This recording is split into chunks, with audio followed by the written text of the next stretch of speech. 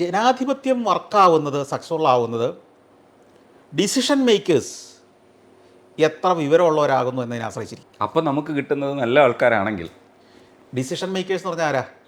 നമ്മളാ. ആ നമ്മളല്ലേ ആരാ ഭരിക്കേണ്ടത് തീരുമാനിക്കുന്നത്.